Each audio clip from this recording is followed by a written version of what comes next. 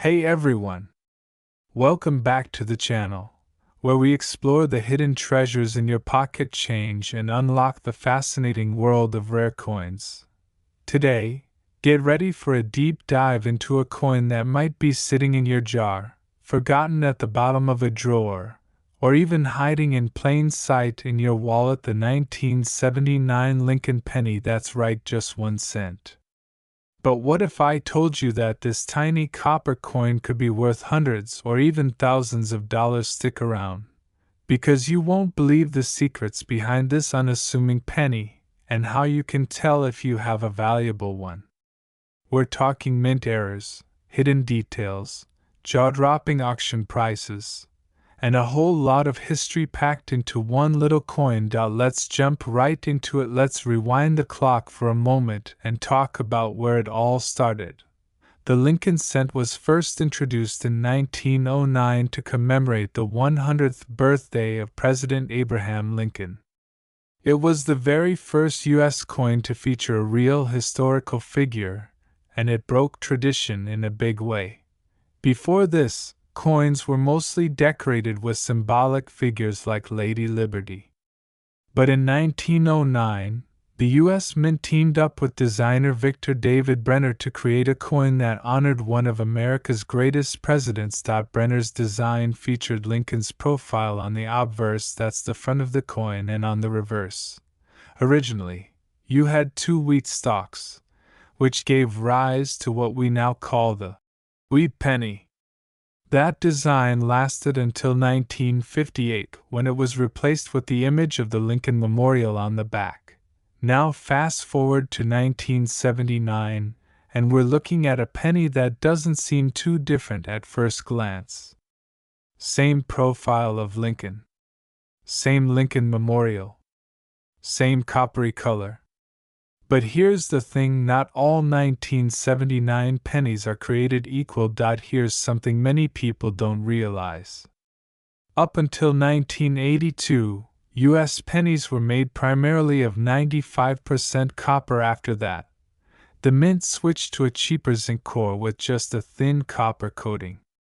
That makes pre-1982 pennies, including our star of the day, the 1979 penny, more valuable just based on their metal content alone. At current copper prices, even the melt value of these older pennies is higher than face value. Of course, melting U.S. coins is illegal, but it's still a fun fact to know.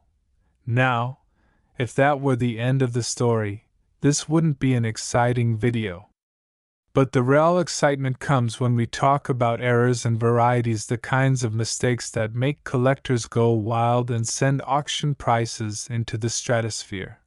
First things first, look at your 1979 penny. Just below the date, you'll either see no mint mark AD or sometimes even an S no mint mark. That means it was minted in Philadelphia. AD means it came from the Denver Mint, and S means San Francisco, and that usually indicates a proof coin, which is specially struck for collectors. Proof coins have a mirror-like finish and sharper details. If you find a 1979 S penny, especially one in pristine condition, you might have something valuable. But wait, it gets better. Let's talk about the juicy stuff. Some 1979 pennies were struck with doubling on the date, or the lettering asterisk asterisk. This is called a doubled die. These errors occur when the coin's die strikes the blank more than once, and the images don't line up perfectly. The result? A ghost-like doubling effect on the numbers and letters. If you find a 1979 penny with clear doubling on the word Liberty, the date, or I in God we trust, then you might be holding a rare double die variety. Some of these have sold for hundreds of dollars even in circulated condition. Then there are off-center strikes where the image is visibly misaligned. If a coin is struck 10, 20, even 50% off-center, that's a dramatic error, and collectors pay big bucks for those. Another rarity is the broad strike error, where the rim of the coin is missing, and the penny appears larger or flatter than usual. If your 1979 penny looks weirdly stretched or oddly shaped, don't toss it, it could be a broad strike. Even more exciting? Some 1979 pennies were accidentally struck on the wrong planchets, for example, on a dime-sized blank.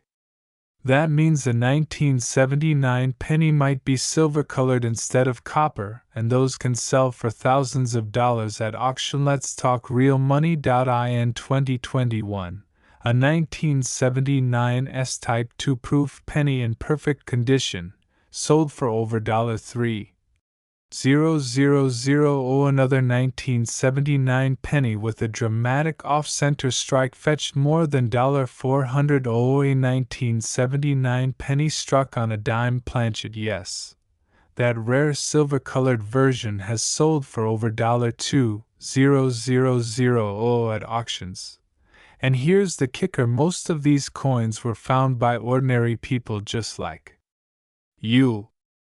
Not in fancy coin shops, not in dusty vaults, but in pocket change, old jars, inherited collections, or thrift store finds. So how do you know if your 1979 penny is valuable? Grab a magnifying glass or a coin loop.